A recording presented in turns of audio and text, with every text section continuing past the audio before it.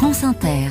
Anthony Bélanger, votre histoire du monde, c'est à propos de l'Allemagne qui pourrait légaliser l'avortement. Et oui, parce qu'aussi étonnant que ça puisse nous paraître en France, l'avortement est encore illégal chez nos voisins allemands, d'où le rapport présenté hier par une commission chargée par le gouvernement d'Olaf Scholz d'étudier la question. Les conclusions de cet aréopage d'expertes, il n'y avait que des femmes en son sein, sont très claires.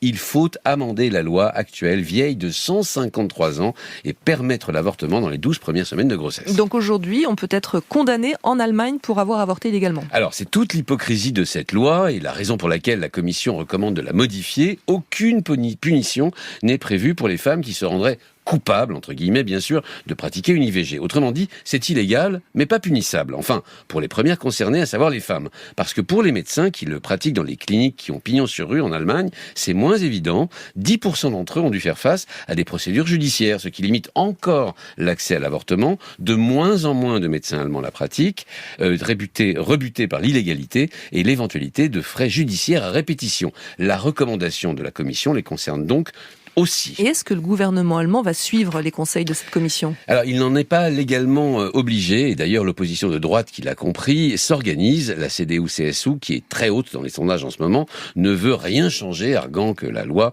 actuelle fait l'objet d'un consensus ancien dans la société. Le parti d'extrême droite AfD, pour sa part, voudrait au contraire durcir la loi actuelle en expliquant qu'il y a trop d'avortements en Allemagne, qu'avec plus de naissances, eh bien, le pays aurait moins recours à la main-d'œuvre étrangère.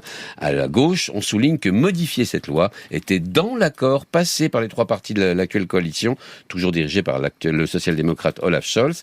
Surtout, en défense de cette modification, eh bien la presse et les intellectuels de gauche prennent exemple, une fois n'est pas coutume, sur la France. Vous faites allusion à l'inscription de l'avortement dans la Constitution ? Oui, bien sûr, mais aussi au large consensus politique qui l'a accompagné. En Allemagne, tout ce qui concerne l'avortement est généralement bonifié par petites touches, presque en catimini, par exemple. Un texte est actuellement en discussion au Parlement pour interdire les manifs anti-avortement aux abords des cliniques qui les pratiquent. Enfin, il y a 2 ans, une loi datant de l'époque nazie a été abolie qui interdisait aux médecins qui pratiquent des IVG d'en faire la publicité. Anthony Bélanger.